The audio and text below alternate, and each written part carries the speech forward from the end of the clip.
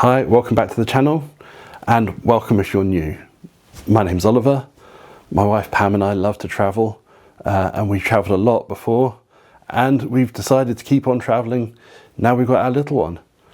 So we don't see why anyone should stop travelling just because they've been blessed with a lovely child, and everyone's child deserves the chance to see the world. So we're going to be making content about travelling with the little ones and travelling on a budget as a family so that you don't stop travelling. This video is literally a little bit of a recap, a little bit of an overview of a trip we did, talking about doing a UK staycation and doing it as a sort of warm-up for other travel. That we knew we had some trips coming up, some very nice international trips, some of which you're going to see me talk about very, very soon. And we decided to do a bit of a UK staycation, and it gave us an excuse of going to visit some friends and family dotted around the country. We needed a break as well. I was back to work. It was nice just to get away from home for a bit for Pam, even though she was on maternity at this point. And we kind of wanted to see how things we were talking about and looking at would work for other UK and other international trips. So what do we do about nappies when we're out and about for a long, are we calculating the right number of nappies for a long-term trip away? When we're away from home, how do we deal with sterilising the bottles, things like that? I've already done a video about that. You guys should go and check it out. And as I said, feeding while you're out and about, feeding while you're away from home, preparing formula when you're out and about and away from home. I am going to be doing a video about that. There's a few options on that one, with just plain taking formula with you, having a flask full of hot water, a couple of scoops in, pour in the hot water, and then wait for it to cool. Well, if you're out and about and the little one's screaming, that ain't the best. And you can get those ready mix bottles. They are also useful, but comparative to a tin of formula, expensive. So different budgets, different options, but I will cover that in a future video properly. So we decided that it would be sensible to stick with chain hotels, and all three, not through any particular planning, but simply because we were picking out hotels that were in the right sort of locations for what we wanted to do in each place, were Holiday Inns. And unfortunately, there was something not quite right in each of them. The first hotel was Central Cardiff. The location, perfect, because we were able to leave the car in the car park and just walk into town, go explore, meet up with our friends, and go for dinner, do things. The restaurant in the hotel, for the first hotel, the staff were good, the food was plentiful. I'll pop up the menu, I think. I found it somewhere. I took a photo anyway. It was tasty food, it was fresh. The staff tried to put us at ease. They came over and said hello to the little one and made all three of us feel welcome and feel like we were not an inconvenience, but a welcome guest. And at breakfast, again, that was repeated. That was very, very good. And having a breakfast where we could just go and eat, and very, very glad to have that at the first hotel.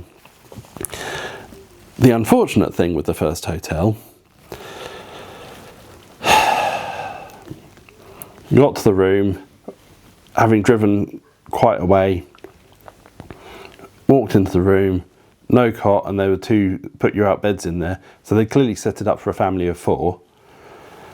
We were instantly like, that's not what we asked for on the booking, because when we booked all the rooms, we ticked the box for a cot. Then we did a bit of an inspection, and you're going to see a photo now of a plaster on the floor of the bathroom.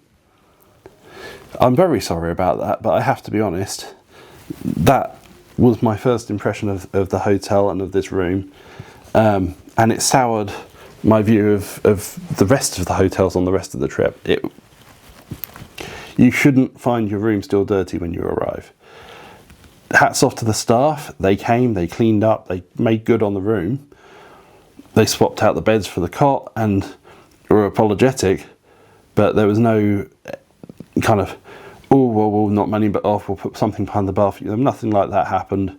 No attempt to sort of make a goodwill gesture of what was really, quite serious. So we did set to with the antibacterial wipes that we'd taken with us to give the bathroom an extra clean. Particularly as we were, having to wash bottles and things like that. It needed to be just given that little bit of extra tidy so we felt comfortable. The other serious issue we've got with the hotels was the third one, the stopover between Manchester and home, where we decided to break that leg of the journey back up properly. The air conditioning wasn't working. When I'm talking about the driving part, I'll mention how we arrived after food had finished being served. We had to have those things were on us, but it wasn't until we were sort of getting ready for bed and little one was asleep that we realised that the room was just a sweatbox and there were no windows to open. I wish we'd kind of checked the air conditioning before that and could have had a switch of room or something like that. But on the plus side, the third hotel was the only one that actually had a cot in the room. Hotel number 2, a bit more out of town in the Manchester area. They'd had the pull-out bed was as a bed. We folded it out the way. We didn't even bother with a cot in that one. We just all shared the bed, which I'm sure some people will scream and say that's not the best. Other people will go, well, that's fine when you're travelling the odd night like that with the three of you cuddling up. It was fine. I will let the child experts either scream at me or say, yeah, that's the right thing to do in the comments. Hotel number 2, again, the food was decent, the breakfast was plentiful. Even when we were kind of sitting around a bit after checkout in the bar and just having a cup of tea because we didn't need to set off quite yet, the staff were welcoming. They were cooing at the little one and making us, all three of us, feel welcome. Can't fault the staff in the bars and restaurants at all for the service. Apart from at the third hotel, when we wandered down to breakfast, what we thought would be the last half hour of breakfast, and they said, oh no, we finished serving breakfast now, we packed it all away. Holiday Inn, you need to make sure when people check in, even if they've not got breakfast on the booking, my mistake, that they're told what time breakfasts are. And also, why is it not consistent across all your hotels? It was a problem because it wasn't consistent to what we've been told in the other 2 hotels. We assumed bad, but that was still annoying. But lessons learned from this with the hotels. We learnt to assume there would be problems with every hotel we go into. And to make sure we documented the room on arrival, took photos of anything that was amiss. You saw my photo that I took of the thing that was amiss. And just go and have a word with staff so they can either be rectified or they can move you to another room if necessary. That has also stood us in good stead. Shout out to MSC Cruises. There is going to be a video about cruises coming. Sorry to anyone who's not interested in cruises, but it's a brilliant way to have a family holiday, particularly with a little one. And the way room stewards work on a cruise ship, you just pop your head out into the hallway, go, oh, we've not got a cot. 20 minutes later, the room steward's there with a cot, rearranging the room and doing whatever's necessary to basically make sure you're all comfortable in that room and it's all set up how you need it. Genuinely love, and I say this as someone who's cruised with MSC particularly many times, love the way that service is done and love the way that there's an attention to detail. You just have to mention, oh, my bin's not full, or I'm as parent with child, you pop your head out into the corridor, oh, sorry, we've fill the bin with nappies overnight? Can we have it quickly emptied and just, because we're going to produce more nappies, or can we just empty this out and that out? Genuinely, it's never too much trouble for a room steward on a cruise ship. But when you're in a hotel, you don't have that person in the hallway to just check in on you. It's a different thing. So go into the room, take photos, let the hotel know, then the hotel can fix these things and try and make good for you. And if you assume there's problems, you arrive at check-in time, go and check your room quickly, then go off and do whatever. They've got that time to make things good for you. Being that these were all UK hotels, they all had kettles in the room. If you're planning on making up formula in the hotel room with the kettle, still take your own. One of the hotel kettles was particularly manky, but also on previous trips before little one joined us, we've found kettles which we think someone must have tried to make soup in and things like that. Just taking your own kettle with you gives you that assurance that you're going to have a kettle that's clean.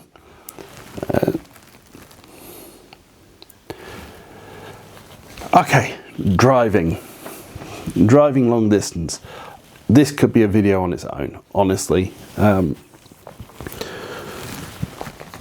You must, if you have a small child in a child seat, for the safety and the welfare of that child, stop every hour.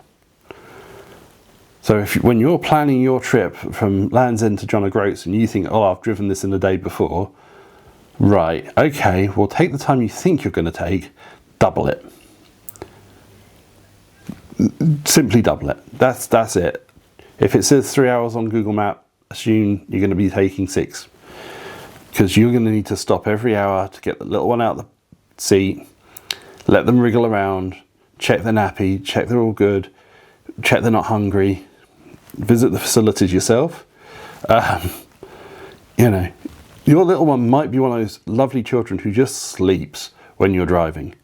We had a couple of legs where we genuinely were going, well, do we stop? Do we stop? They're asleep. Do we keep going? Oh, well, because it's another half hour till we get to our destination, and we've been an hour. Do we stop? Do we carry on to our destination? You should stop.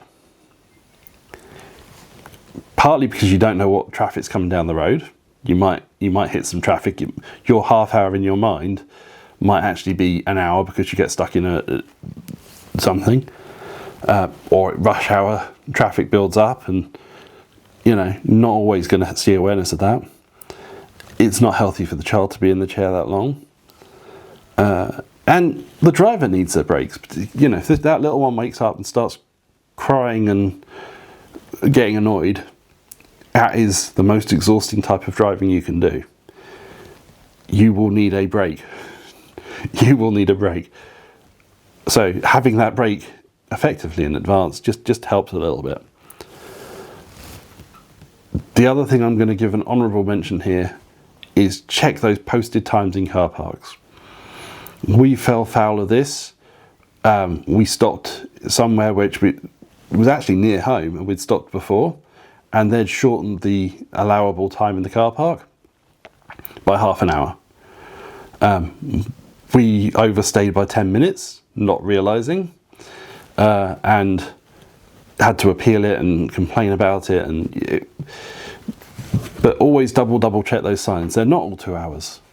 They're not all an hour. They're not all an hour and a half. Some of them say 3 hours. Some of them say 1 hour. One said half an hour for outside of Costa, and I was a bit perplexed with that one. How are you supposed to... never mind. But so you may think, well, an hour and a half is fine. If you've got a nappy to change, to feed a bottle, or feed other ways, and there will be a video about feeding out and about, or you've done those, great. you then think, oh, well, we'll go and grab a coffee, need the toilets ourselves, oh, look at the time. So you've been an hour just sorting out little one and getting little one to the point where you might be able to carry on in a bit if you want.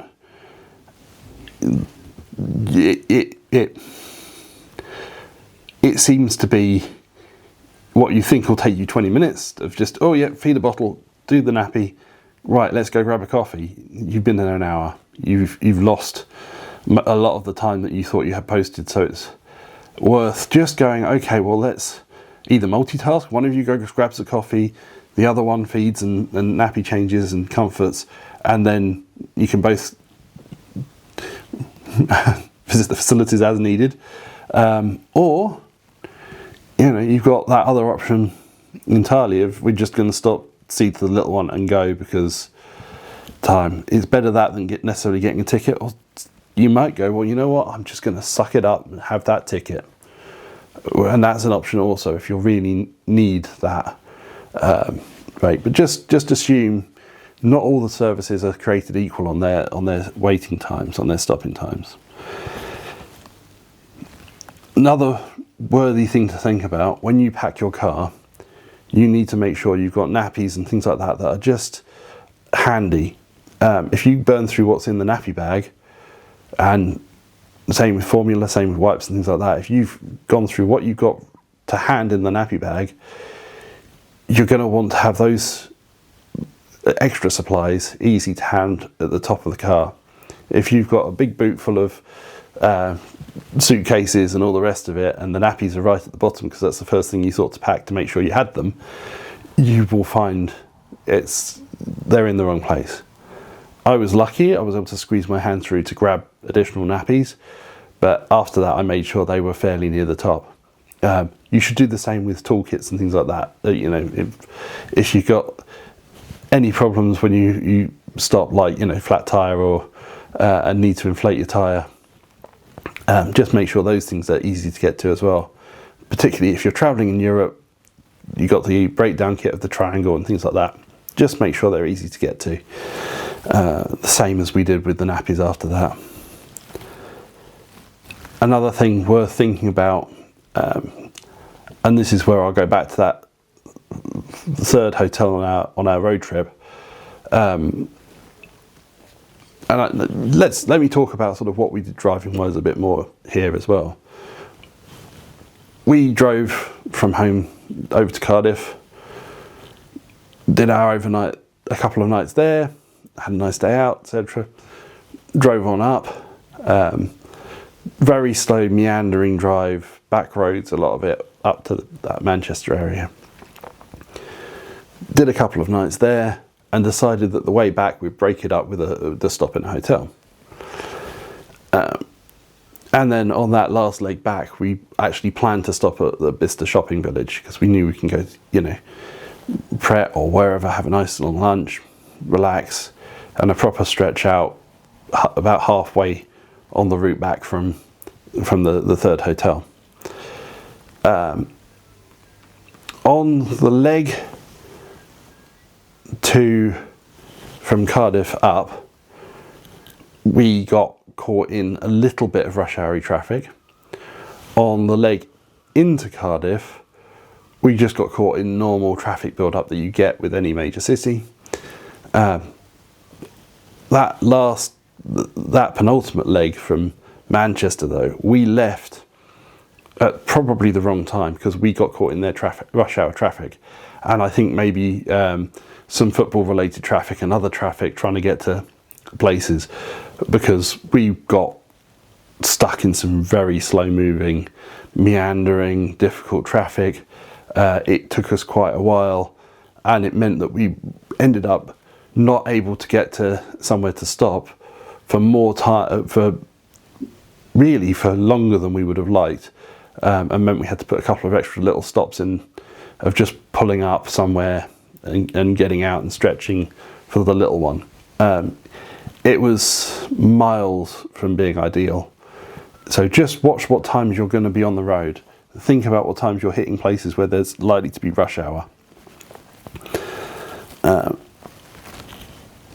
But also, when you're planning out, if you see somewhere that you can stop for free for a long period of time and have a lunch and a stretch out, like an outlet village or somewhere like that, genuinely was brilliant to have that nice long break on that last leg home. We were able to properly stretch, we were properly able to walk around, we were able to give the little one a couple of bottles, one when we arrived and one when we left, and change nappies and relax ourselves, and properly get some fresh air and a bit of retail therapy in for Pam. So I've got my little good, bad and ugly list here, and I know this video has been a bit meandering. Still, I will work on it better for my bullet points for the next one.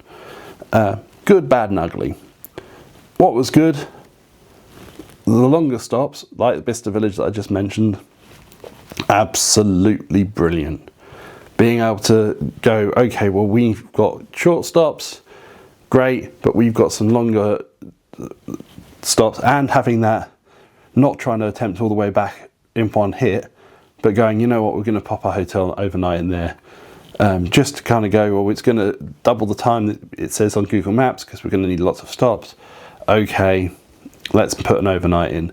That really did help make it a manageable road trip.